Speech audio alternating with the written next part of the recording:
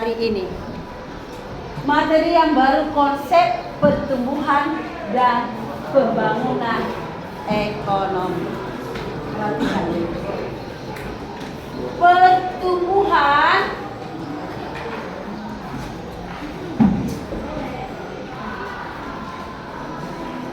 pembangunan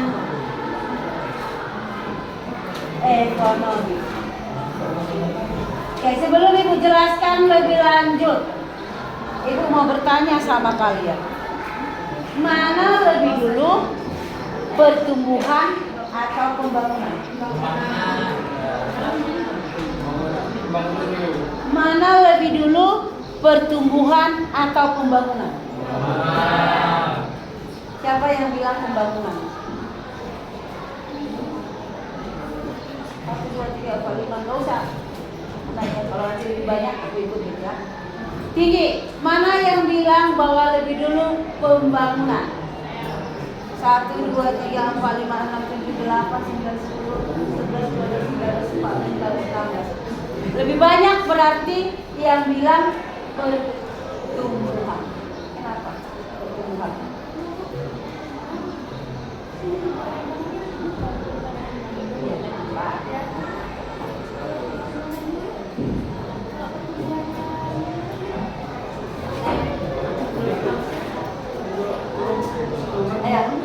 Kasih dulu alasan. Ayo Daniel, alasan kenapa kau bilang pembangunan tadi? Gini Bu, aku pakainya gini tadi. Misalnya kan pada matahari. Dengar dulu temanmu, nanti kalau kau menjelaskan, kau yang saya tanya, kau bisa menjelaskan. Yuk. Misalnya kan di paling awal ya kan, pada apa-apa kan harus ada dulu dibangun sesuatu ladang atau sesuatu yang lainnya biar ada infrastruktur ekonominya, barulah bisa ada pertumbuhan dari situ. Oke, benar sekali. Jadi, tidak mungkin ada yang bertumbuh kalau tidak ada yang dibangun. Ibarat sebuah kelahiran, kan lahir dulu baru bertumbuh ya. Baru kita nanti lihat, oh dia anak-anak, remaja, dewasa, sampai lansia. Nah, masalahnya, perhatikan, pertumbuhan dengan pembangunan ekonomi harusnya sejalan. Kalau bagus pertumbuhan bagus pembangunan ekonomi kita, ini akan secara otomatis pertumbuhan ekonomi kita bagus. Tidak mungkin bagus pertumbuhan ekonomi kita kalau pembangunan ekonomi kita tidak bagus. Nah, mari kita lihat, boleh perhatikan bukumu. Oke, lihat dulu gambar yang ada di bukumu.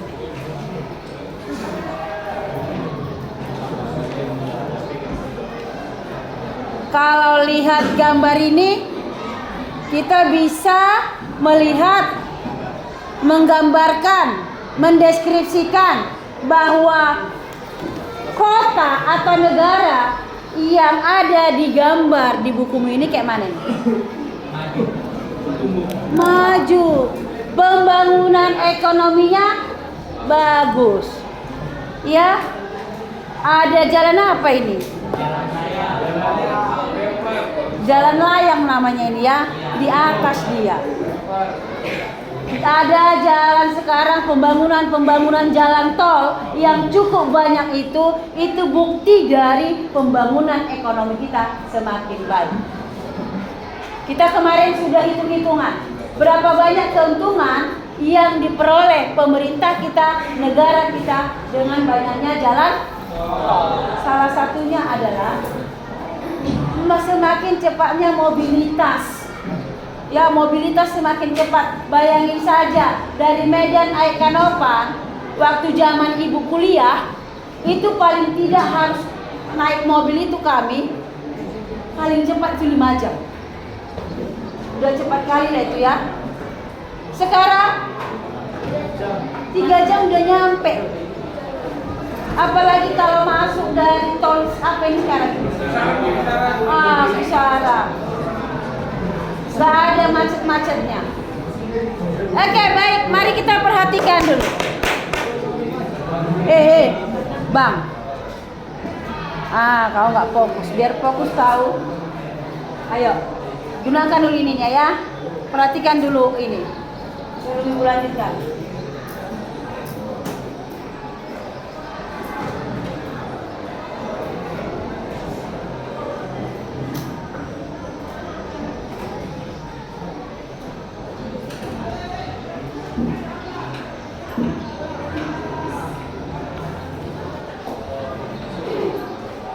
Bisa? Benar ini? Benar ini? Yang kencanglah jawabnya. Ini benar? Salah. Orang bilang, ya jelas salah. Mana kau takut bilang salah? Jelas salah ini. Tapi ini bisa jadi benar jika kamu melakukan satu hal saja.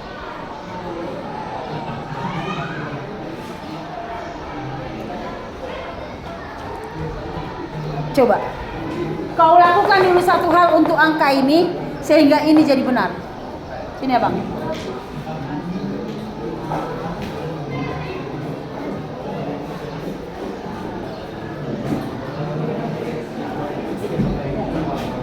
Ini jelas salah kan? Iya, saya 20 ya kan? Iya benar.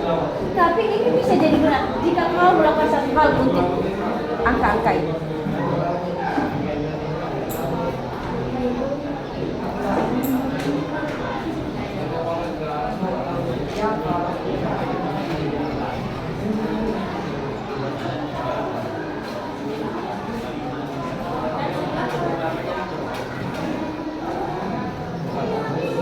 Ayo Bang, bisa?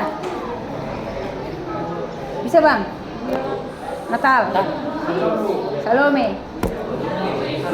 Salomo. Apa? Florence. Oke, yang belakang Ipan. Sini. Gak apa-apa lah. Yes. Kasih tepuk tangan. Ini jadi angka berapa? 545 tambah 5.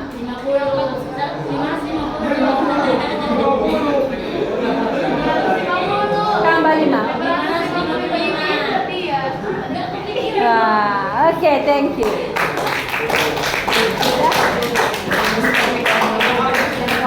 Gak usah ribet-ribet kali. Langsung aja ngambil siri-sirinya. Nyari-nyari akar dulu.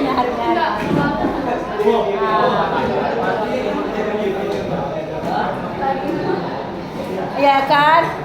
Kadang-kadang itu yang namanya psikotes. Kita terlalu mikir kejauhan. Padahal ada hal-hal sederhana yang cuma satu angka saja. Cuma tinggal menggeser menambah satu angka, hasilnya jadi benar. Makanya nak, gak usah terlalu pikir jojokan. Ya hidup itu gak usah terlalu mikirnya jojokan. Yang di depan matamu aja kerjakan ya. Jangan kebanyakan halusinasi. Jangan kebanyakan menghayal. Nanti kau rasa sulit semua. Gimana pula ini bisa? Ya gak mungkin lah. Coba aku kalikan dulu katanya. Gak bisa. Coba aku tambah dulu. Nggak bisa. Ternyata tinggal buat satu angka di sini. Dapat. Itu bagian dari psikotes ya. Oke, baik. Satu lagi ya. Siapa di sini yang suka menggambar? Siapa lagi?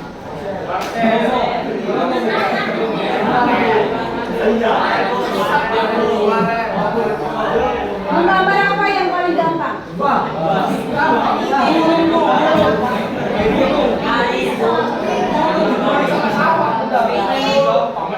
Yang nggak suka menggambar di tangan. Saya mau suruh dulu yang nggak suka menggambar. Ini kau sana. Yang nggak suka ini. Walaupun nggak suka, dicoba dulu. Coba gambar dulu. Punya kambing? Enggak. Pernah lihat kambing? Pernah. Coba dulu gambar kambing di dalam, udah masuk kandang lagi. Gambar titik. Gambar kambing di dalam kandang.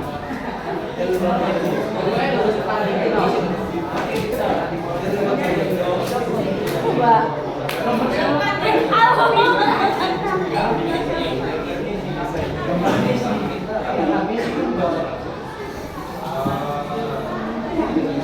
Nih, 2 detik ya. Bu, kanannya siap. Awas ya kanan gua. And time is over.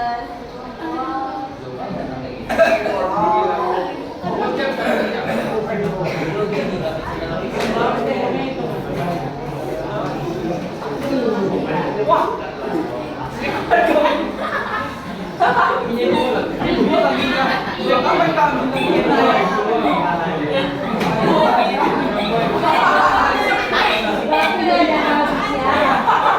tahu. Ada kambing, ada kayak semut gitu ya kan. Yang suka menggambar sih Faksmina.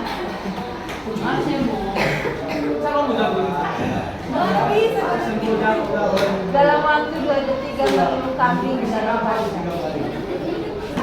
Ada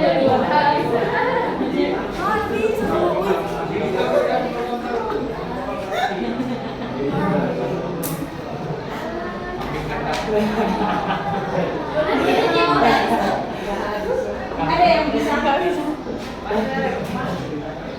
Ada yang bisa?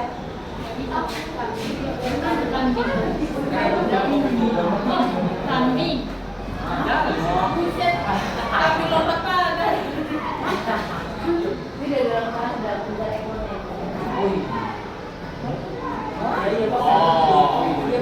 Kambingnya sudah di dalam keadaan.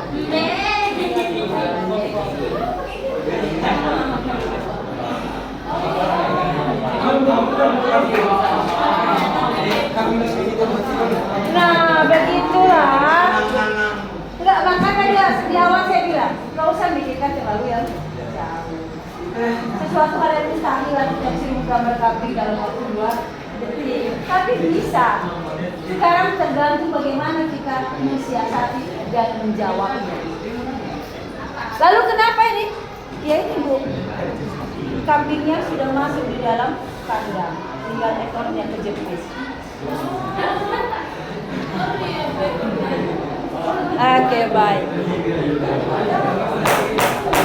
Silakan kembali ke laptop. Mari kita lihat konsep pertumbuhan dan pembangunan ekonomi. Tadi sepakat kita di awal bahwa pembangunan lebih dulu daripada pertumbuhan. Pembangunan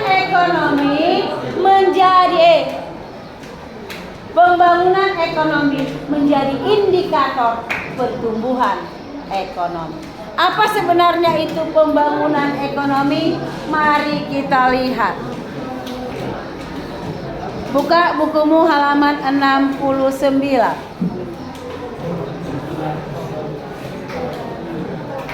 Secara definisi banyak ahli-ahli yang menyampaikan pendapatnya apa itu pertumbuhan ekonomi. Mari kita lihat dulu menurut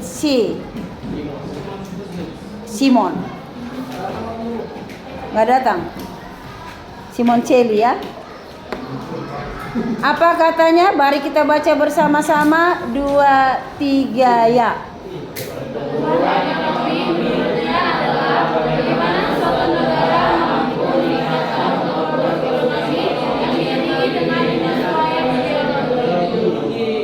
Iya. Perhatikan. Pertumbuhan ekonomi menurut Simon tadi adalah bagaimana suatu negara mampu meningkatkan output. Apa itu output? Hasil akhir. Input banyak, tapi belum tentu outputnya banyak. Contoh saja kita. SDM kita inputnya banyak. Ya. Jumlahnya banyak. Secara kuantitas jumlah kita banyak. SDM kita, jumlah penduduk Indonesia 268 juta jiwa. tapi outputnya yang mampu dihasilkan dengan 260 juta jiwa tadi berapa? Semalam kita lihat, kita pelajari bahwa jumlah pengangguran di Indonesia itu masih cukup banyak karena kurang ketersediaan lapangan pekerjaan. Kenapa lapangan pekerjaan kurang? Kenapa kurang lapangan pekerjaan di Indonesia, nak? Iya, bukan hanya gengsi ya.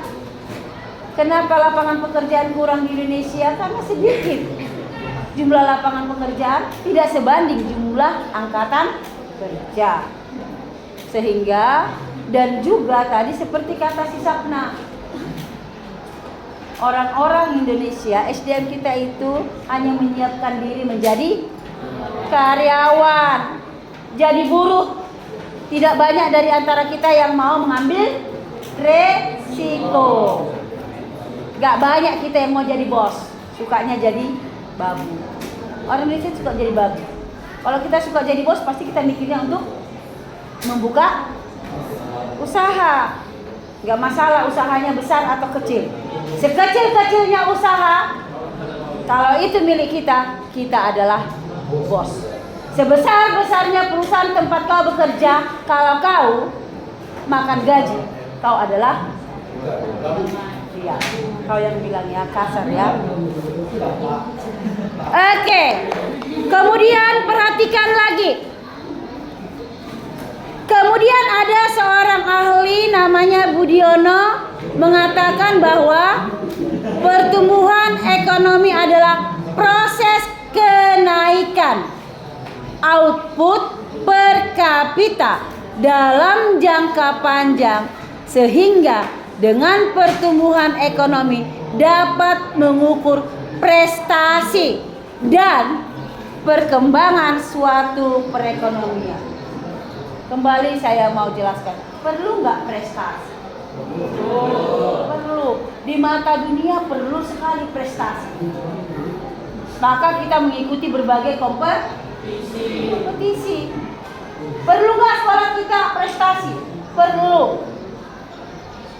Bukan hanya supaya kita dikenal, dihargai, tapi dengan banyaknya prestasi itu sebenarnya menunjukkan keadaan sebenarnya negara kita. Indonesia banyak nggak prestasinya? Banyak sekali. Di bidang ekonomi banyak nggak prestasi kita? Banyak. Pembangunan jalan tol yang sudah semakin banyak itu bukti bahwa prestasi ekonomi kita, pertumbuhan ekonomi kita semakin baik. Nah, biasanya prestasi itu diikuti dengan apa, nak? Kalau orang berprestasi diikuti dengan apa? Dengan apa? Penghargaan, ya benar. Nah, kalaupun kau kejar-kejar prestasi supaya dapat penghargaan ya kok, paling enggak penghargaan sebagai bintang kelas, penghargaan sebagai kita ikut lomba-lomba di luar sana sebagai sekolah terbaik, sampai latihannya bertahun-tahun, berbulan-bulan. Iya, kita butuh penghargaan. Suatu negara perlu penghargaan dari negara lain. Kalau negara kita bagus, prestasi kita ada, secara ekonomi apa untungnya? Kalau negara kita menorehkan prestasi, secara ekonomi apa untungnya?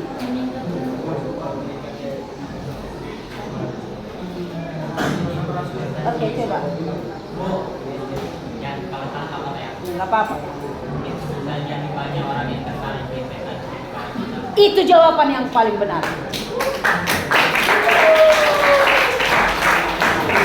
Jawaban yang paling tepat. Kalau negara kita punya prestasi, negara kita masih butuh modal banyak sekali.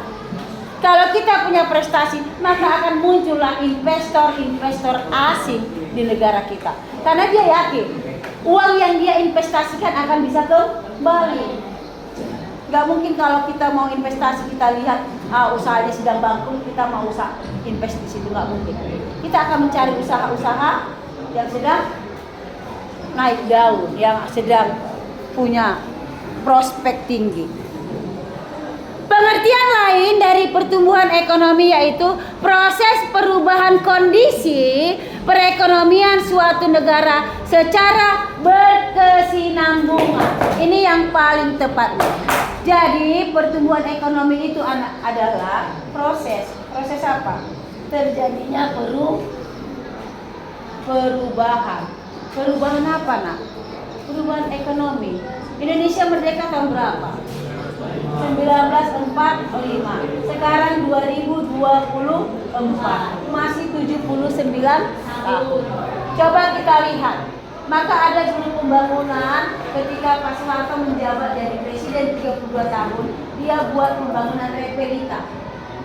Pernah mendengar istilah repelita? Rencana pembangunan 5 tahun. Sekali 5 tahun direncanakan, dilihat kembali. Kalau ada yang perlu dirubah, oh ini nggak berhasil, diganti, buat lagi sebuah. Rencana itu sangat perlu. Jadi setiap tahun dilihat proses perubahan ekonomi kita itu bagaimana. Kalau menurut saya, karena saya hidup lahir di tahun 70-an. Dengan kau yang lahir di tahun 2000-an, jelas. Kau tidak melihat kondisi asli bagaimana perekonomian Indonesia pada tahun 70-an. Memang nilai uang itu semakin tinggi. Kalau saya dulu dikasih uang SMA saya, jajan saya 500 rupiah itu sudah bisa makan misal Indomie.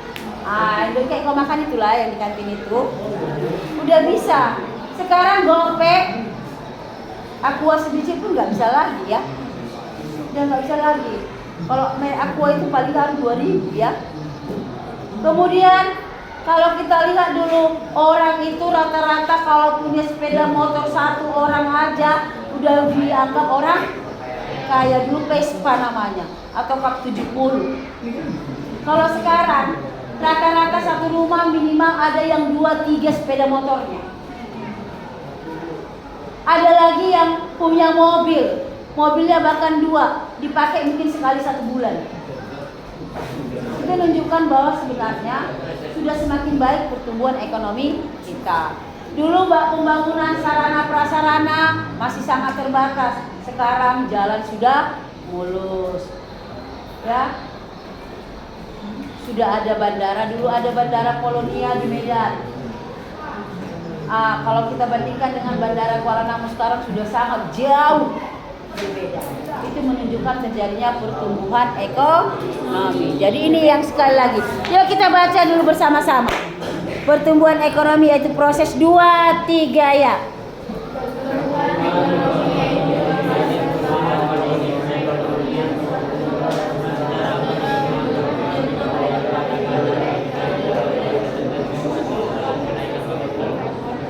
Iya. Kalau bacanya kayak gitu, itu namanya baca mantra. Sayangnya mantramu nanti tidak berguna. Oke, baik. Jadi tadi pertumbuhan ekonomi itu adalah satu proses perubahan kondisi perekonomian secara berkesinambungan.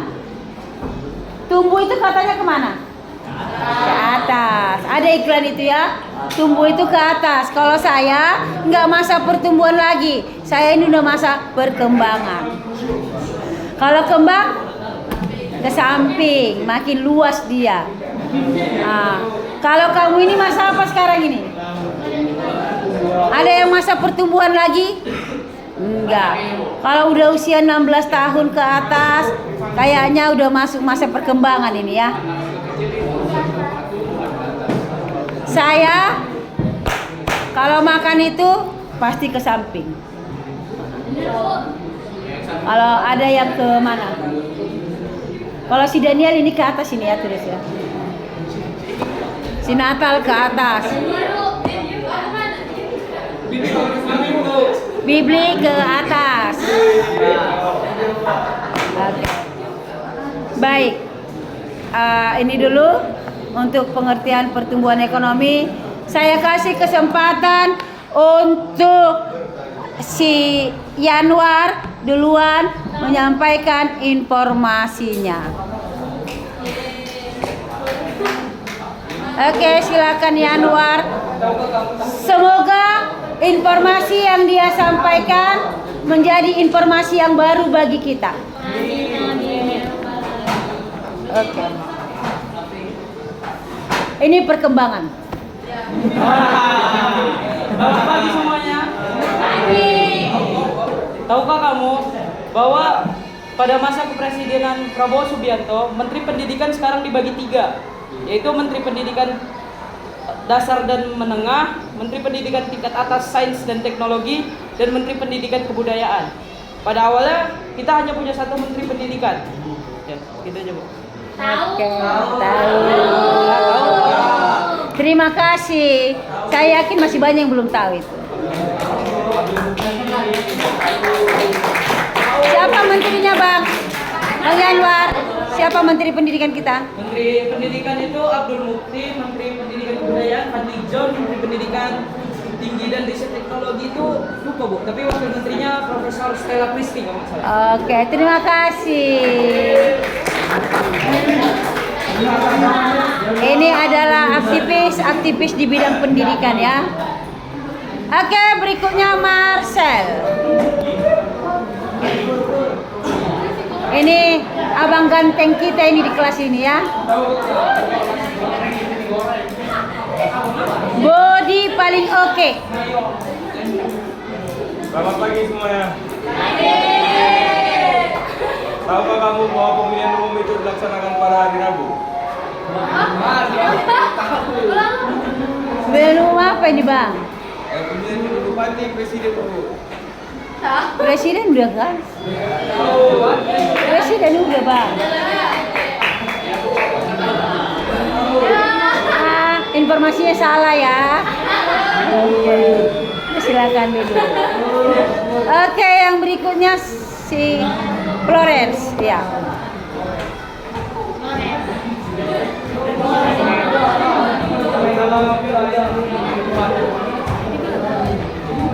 Tahukah kamu bahwa tubuh manusia itu mengandung 0,2 miligram emas? Informasi baru ya. Dengarkan. Tahukah kamu bahwa tubuh manusia itu mengandung 0,2 miligram emas? Alasannya kok bisa? Ini emas bukan kayak emas biasa aja, Bu, tapi ion-ion positif. Saya pikir ada emas. Mana nih, Mbak? Mau saya ambil, saya jual dulu. Baru ada lagi, Bu. Oke, satu lagi. Oke, dengarkan. Dan untuk punya ekstrak emas seberat 8 gram itu dibutuhkan darah dari 40.000 orang. Oke, terima kasih. Jadi kalau kau artinya begini, kalau kau mau dapat emas 40 miligram 8 gram dalam tubuhmu, kau harus mendapatkannya dari darah dari 40 orang. Kau harus jadi pampir dulu.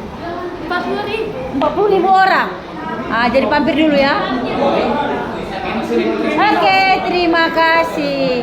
Nanti kita boleh cari tahu emas apa yang dimaksud secara kimia, biologi dan fisikanya. Putri.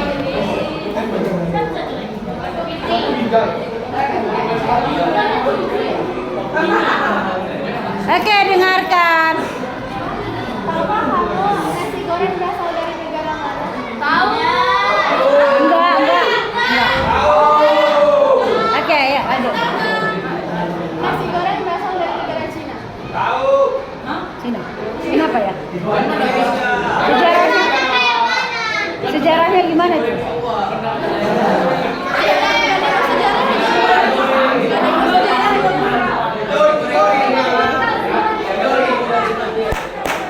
Yang saya tahu orang-orang pada bingung melihat Indonesia.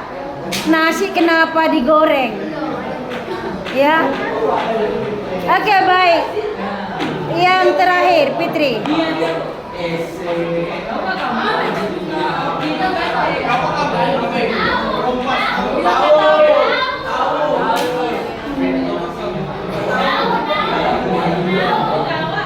Tahukah kamu pada tahun berapa SMC Soekarno